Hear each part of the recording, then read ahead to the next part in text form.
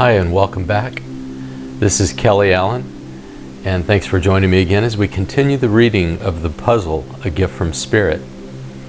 And now we're going to start with the chapter, First Signs of War, which is a very brief chapter, and then we'll move on to the Peacemakers, the next chapter, and we'll knock out these two chapters in this video. First Signs of War. With territories established, leaders in place, and beliefs to defend, it wasn't long before conversations turned primarily to discussions of, quote, threats. Of course, this was greatly fueled by fear. Progress on the puzzles, again, came to a complete halt, and talk of defending the truth, in quotes, as it had been revealed to and understood by the respective groups, became the number one priority. Each group began to demonize one another as a representation of the enemy of truth, and instead introduced discussions of war. It wasn't long before fighting broke out among the groups, once focused on puzzle solving.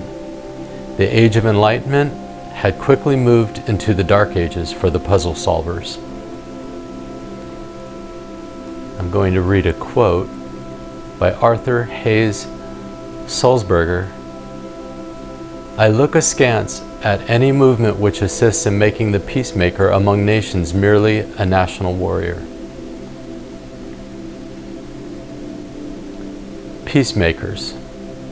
As the battles consumed the various groups, frustrations that came forth with allowing fear to dominate consciousness began to spring up.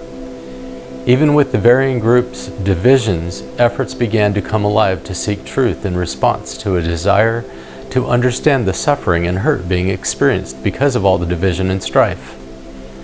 Questions began to arise, such as, how could the creator of the puzzle allow us to experience such suffering? And why doesn't the creator of the puzzle intervene and help? Those possessing a sincere desire to gain an understanding of truth were motivated by these kinds of questions and allowed Brotherhood to inspire them on their truth-seeking journey. As Brotherhood patiently worked with these individuals, a new character entered the room to assist compassion. With a fresh desire and a passion for true understanding, and with truth, brotherhood, and compassion aiding them in their quest, these individuals quickly moved into the role of peacemakers. In many cases, these individuals were supported by respective groups, of course with an agreement that it be made clear that they represent the truth. Their group represents an understanding the puzzle and what it represents. For only this truth would provide salvation needed by all of the puzzle-solving quest.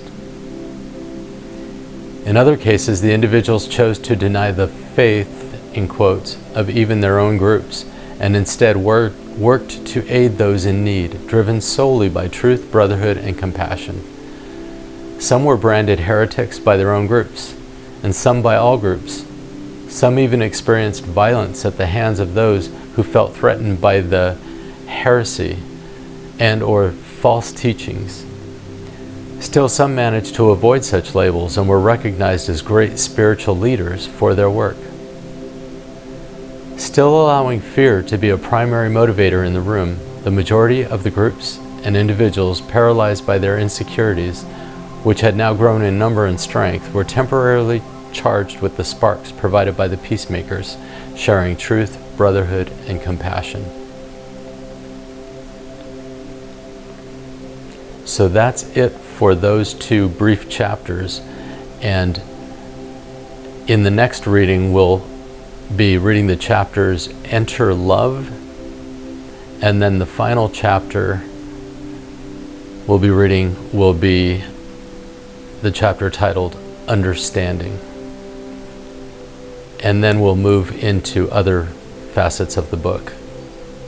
And again, I hope you're enjoying this. I hope you're seeing the parallels and seeing the metaphors, and what the symbolism is indicating within this experience. And I hope it's as meaningful to you as it was to me when I had this experience, and when the teacher came to me in that state of not quite still asleep but not quite awake. Thank you for joining me again, and I will catch you next time.